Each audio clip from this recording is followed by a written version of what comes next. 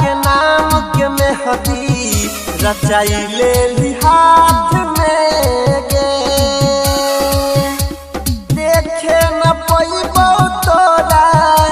दोसरा के साथ में गे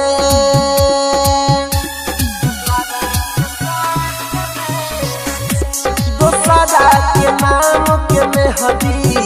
रचाइले हाथ में गे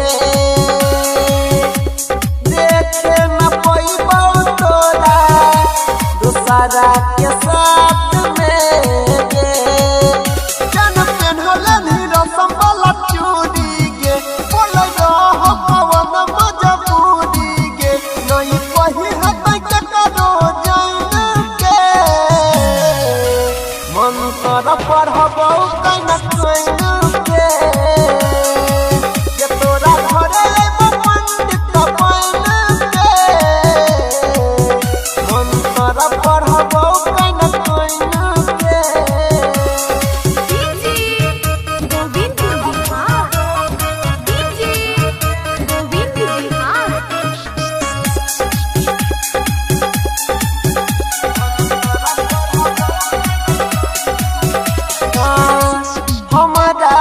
साथ में कैली बड़का भारी चीट जानू गे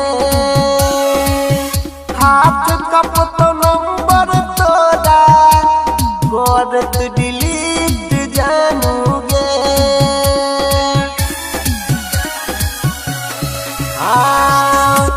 हमारा तो साथ में कैली बड़का भारी चीट जानू